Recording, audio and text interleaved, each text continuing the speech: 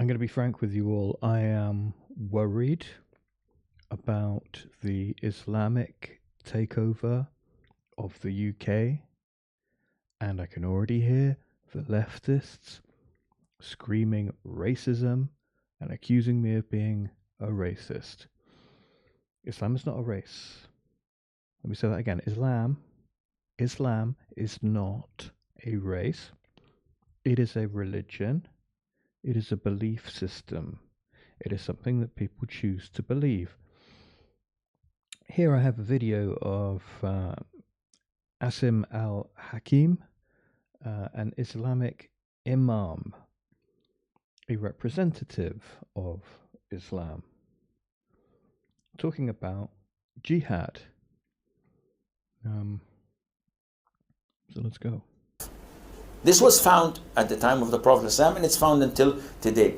The other type of jihad is the one that everyone trying to hide, and it's called jihadul talab. And it's the jihad that everyone's trying to hide. That's interesting, isn't it? Why are the Muslims trying to hide something from us? Jihad, by the way, is the act of converting people to Islam. Okay. This means that the jihad of pursuing, running after. And this jihad was at the time of the Prophet ﷺ. But this jihad cannot be accomplished, cannot take place unless the state of the Muslims is strong. Is the state of Muslims in the UK getting stronger or weaker?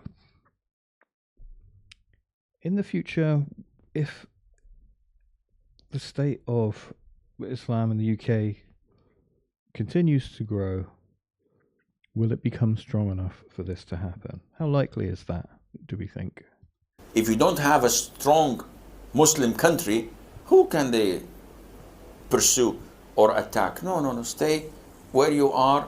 Just try to fix yourself, enrich your people with Islamic knowledge and Iman, then you can go. And what is the reason behind such jihad? Number one, to call them to Islam. It is for da'wah.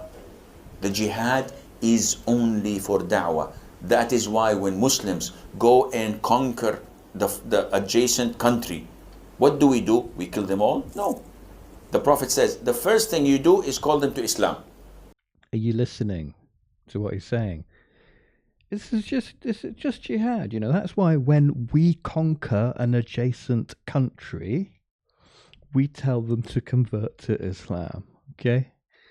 If they accept it, leave them. If they accept it, that's fine. You can be Islam. They're Muslims. We go. You can be Muslim. Muslim means to submit, by the way. If they submit to us, that's fine. We'll go and conquer another country, presumably. We don't want your country. We don't want your land. We don't want your wealth. Somehow I don't believe that, but assuming that it's true, we don't want any of that stuff. We just want you to submit. We want you to be Muslims. If they refuse, then tell them Allah obliged upon you to pay taxation, jizya. Jizya. Yes. If you don't become a Muslim, you have to pay us. What's that? Is that good? Do you think they have a natural right to do that? To demand that you convert to their religion, and if you don't, you have to pay them money? Are you okay with that? Are we okay with that? Stay kafir as you wish, no problem. But you have to give us a percentage, and this percentage, by the way, is given once or twice a year, depending on the rules, and it's less or equivalent to zakat. That's okay then. You don't pay it very often. It's not really very that much, so it's fine. We can just take money from you for not being Muslim. Yeah, it's not much. Don't worry. You won't pay it very often either. So it's all right. It's fine. Your own zakat. And by the way, jizya is not taken from women. Yeah. You didn't know this, did you? It's not taken from So I'm teaching you children. new things, mashallah. Sheikh Scholar is a very big scholar. Yeah, you're very smart guy. Anyhow, jizya is not taken from women, it's not taken from children. It's taken only from men who work and can produce. So we take jizya. And Yeah, so we're taking money off you by force, but it's not unfair in any way. We're only taking it from the man. We don't take it very often. It's not really very much. So it's fine, isn't it, that we can just take your money by force for not being Muslim? in return, when enemy comes and attack your country, you don't fight. We Muslims protect you. It's protection. Subhanallah, for money. this little money, yes. And you enjoy sitting in see. your homes and in your country and live your life There you go. normally. But the It's a good deal, isn't it? You get to enjoy your life normally. Yeah. I mean, of course, you're going to be a dhimmi. Yeah. You're going to be a second-class citizen.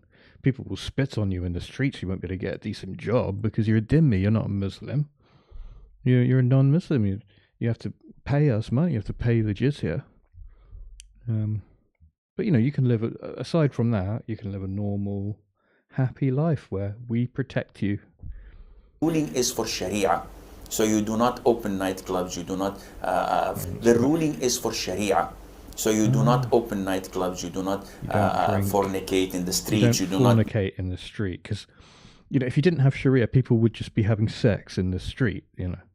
So yeah, you don't open nightclubs. You don't have sex in the street under Sharia, and but you live a normal life, but you'll have Sharia law.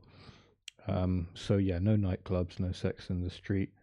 Obviously, gays are going to be thrown off of buildings, and you'll have bits chopped off your body for stealing, or at least being accused of stealing. Women need permission to speak, and they have to cover their faces and this sort of thing. But other than all of that, and paying the jizya, you get to live a normal, comfortable, happy life where you're protected by your benevolent Islamic rulers who have conquered your country. No, Sharia rules, but you live your life, you marry, you have children, you enjoy your life, but As a dhimmi. publicly, Islam rules. If they refuse, then we have to fight. Did you hear that? Let's come on, let's go back. You have children, you Be enjoy fine, your yeah, life, but enjoying their life. publicly, Islam rules. If they refuse, then Then, yeah, what does that mean? I think that means we cut your head off. Yeah, if you refuse to pay the tax, if you refuse to convert to Islam, then we kill you. That's what that means. We have to fight, he says. Very delicate way of putting it. But this is an offence. It's a threat. It's no different to mugging people on a mass scale. we have to fight. We have to fight. And if we fight you, then we capture you, you become our slaves, and we take your land, and you take because you refuse. I give you two good options Listen, are you listening to him? to fight. And if we fight you, If we fight you, then we capture you, capture you become you. our slaves, and you become our slaves. and we These are not my words, okay? So there's this word going around, Islamophobia, as if it's irrational to be worried about Islam. Is it irrational to be worried when you have imams saying this? And if we fight you, then we capture you, you become our slaves, and we take your land, and you take because you refuse. I give you two good options. Oh yeah, I give you two good options already. Yeah, the first option was, hello, we're here now, we've conquered your country. You need to forget about your God. And you need to get down on your knees now and pray to our God. Okay? So forget about your God. You have to denounce the God that you believe in, and you have to believe in our God. Furthermore, you have to pray to this God 5 times a day. And if you don't do this, then we might start to suspect that maybe you're an apostate. And what's the punishment for apostasy? Well, we'll find that out later, shall we? So that's the first option. The second option is, all right, fine. Then you just have to pay us money, and don't worry, it's not very much, and the women and the children don't have to pay it, and you don't have to pay it very often. And you can just pay us money. That's a good option, isn't it? We give you two good options, and you refuse them. So that's why we have to try and kill you. This. Okay, am I making any of this up? No, I'm telling you, this is what he's saying. This is the strength of Islam. But nowadays, forget this. Maybe in the coming 40, 50 years, when the Muslims become strong, as they're supposed to be, and they are focused and Islamically oriented. Now we're not Islamically oriented. We are money oriented. We want to live comfortably, have a good car, have a good house, have a good salary, and let everybody else die. I don't care. It's nice, isn't it? He's a nice man. So yeah, unfortunately, he says people are too worldly and too money orientated, and that's why they're not like properly acting like proper Muslims. If they were acting like proper Muslims, they'd be imposing the jizya and treating people like dhimmi. So yeah, here's more of Muslims talking about Islam. This guy here, Jesse Lee Peterson, grew up under Jim Crow rule, and he's a Christian, and he has a talk show, and people hate him because he's Christian. And here he is chatting with a Muslim girl. If the Great White Hope accepted Islam, would you accept Islam? He was referring to Donald Trump as the Great White Hope, and then that's her question. No. Always a straight answer with Jesse Lee Peterson. Why not? Because I'm a Christian. What drew you to Christianity? God. And do you feel like, have you ever looked into Islam? I have. And what is it about Islam? But just to understand it better, not to be a member of it or anything like that. And the thing that I don't trust about Islam is that, and maybe they've changed it now, you are taught to lie and deceive the Christians and the Jews, and that the Islam people see us as infidels, and their whole mission is to destroy the infidels. And I know that the Muslims want to conquer the world. Yeah. No one will shy away from that. Do you understand? The Muslims aren't denying any of this. All you have to do is listen to them and what they say. Yeah? So you want to kill the infidels, and you want to dominate the world, and you're called to lie to Christians and Jews.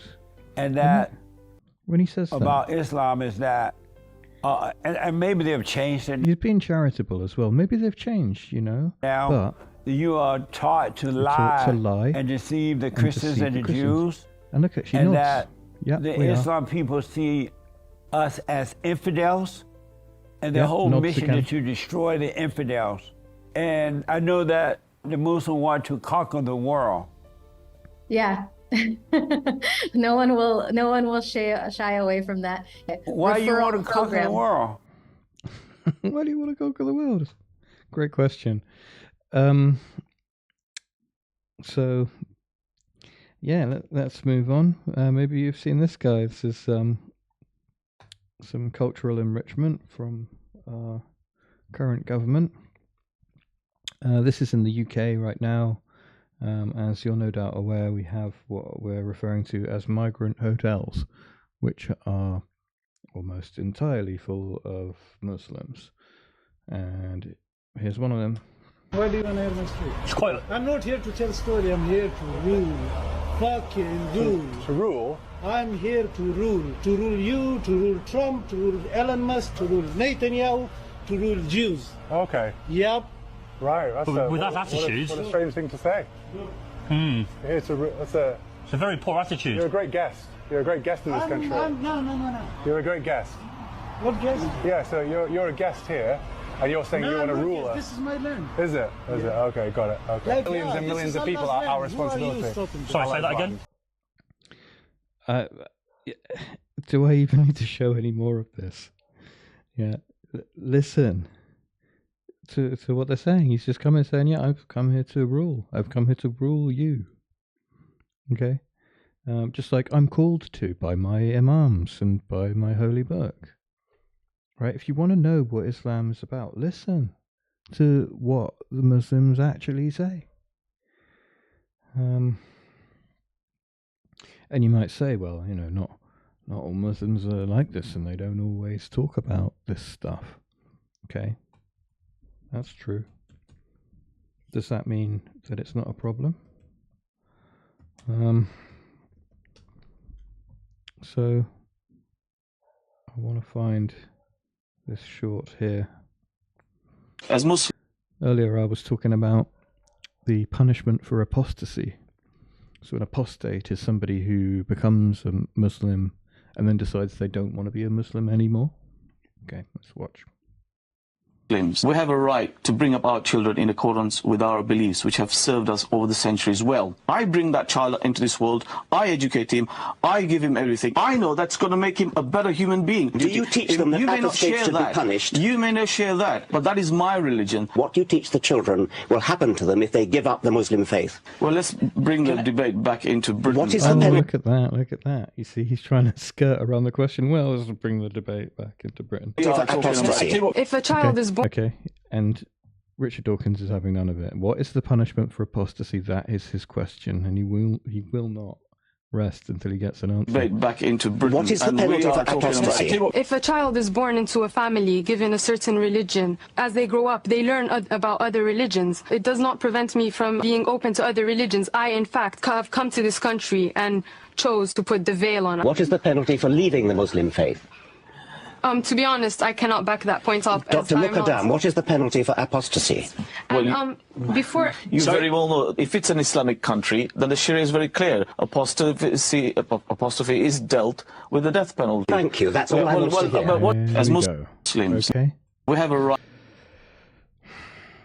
So, the reason why I'm worried about the Islamic takeover of the UK is because I've read rather a lot of the Quran and I listen to what Muslims say.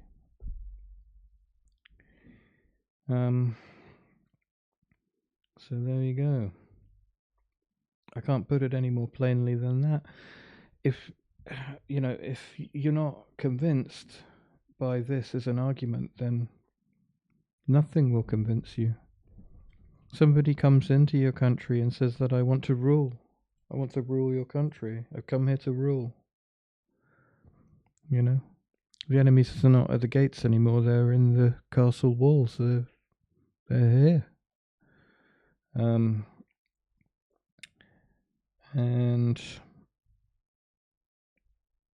you know, I don't know what's going to happen, but it's not going to be good.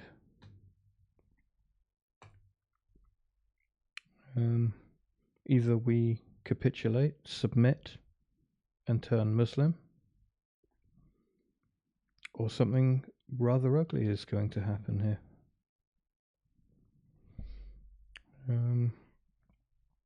So yeah, not the most cheery topic of conversation.